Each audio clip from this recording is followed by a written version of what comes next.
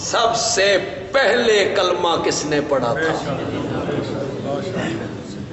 سارے صحابہ کے لیے یہ آیت، لیکن ابو بکر کے تو کیا ہی کہیں، کیا ہی کہیں، سب سے پہلے کلمہ پڑھا۔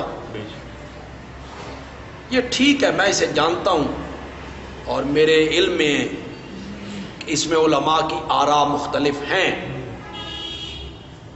کہ پہلا کلمہ حضرت خدیجہ نے پڑھا تھا، یا پہلا کلمہ حضرت صدیق اکبر نے پڑھا تھا، یا پہلا کلمہ حضرت علی ابن ابی طالب نے پڑھا تھا، یا پہلا کلمہ آپ کے غلام زید ابن حارثہ نے پڑھا تھا۔ ان چاروں میں سے کس کو یہ شرف حاصل ہے کہ اس نے سب سے پہلے کلمہ پڑھا؟ اس میں مختلف آراء ہیں علماء کی۔ امام اعظم امام ابو حنیفہ رحمت اللہ علیہ نے ان چاروں آراء میں ایک تطبیق دے دی، اور ایسی خوبصورت تطبیق دی کہ یہ اختلاف جو ہے، حسین اختلاف، یہ بالکل ختم ہو گیا۔ امام صاحب کہتے ہیں کہ اس میں مختلف آراء رکھنے کی کیا ضرورت ہے؟ عورتوں میں سب سے پہلے خدیجہ، آزاد مردوں میں سب سے پہلے ابو بکر، بچوں میں سب سے پہلے حضرت علی، اور غلاموں میں سب سے پہلے زید ابن۔ امام صاحب نے بڑی خوبصورت تطبیق دی اور یہ مسئلہ حل ہو گیا۔ ایک بات میں کہا کرتا ہوں، میں بہت چھوٹا سا ہوں، کم علم، لیکن ایک بات میرے ذہن میں کہ مسئلہ یہ نہیں ہے ایک دن پہلے کلمہ کس نے پڑھا، ایک دن بعد میں کس نے پڑھا، 2 دن پہلے کس نے پڑھا، 2 دن بعد میں کس نے پڑھا، یہ کوئی مسئلہ نہیں۔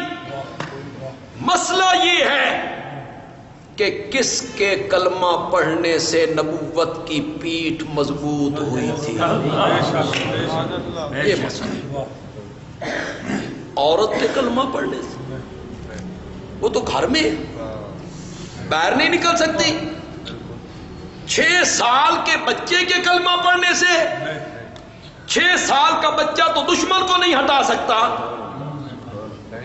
6 سال کا بچہ تو کوئی رائے نہیں دے سکتا، مشورہ نہیں دے سکتا۔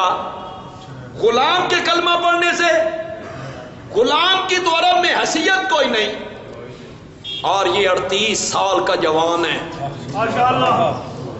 کپڑے کا تاجر ہے، برادری والا ہے، شادی شدہ ہے، پریود آدمی ہے، اس کے کلمہ پڑھنے سے نبوت کی پیٹھ مضبوط۔ یہ جو ہمارے طالب علم ہیں، انہیں ہم پہلے دوسرے سال میں پڑھاتے ہیں، ایک فعل لازم ہوتا ہے، ایک فعل متعدی ہوتا ہے۔ تو میں کہتا ہوں سارے صحابہ کا ایمان لازم تھا، ابو بکر کا ایمان متعدی تھا۔ سارے صحابہ کا ایمان لازم تھا، ابو بکر کا ایمان متعدی تھا۔ یہ کلمہ پڑھ کے بیٹھا نہیں،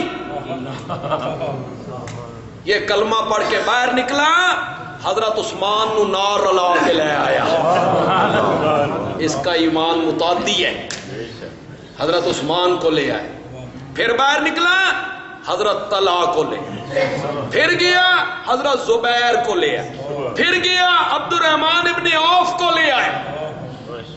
وہ 10 صحابہ جن کو میرے نبی نے جنت کی نام لے کر بشارت دی ہے، ان میں سے 6 صحابہ حضرت ابو بکر کی تحریک سے مومن بنے۔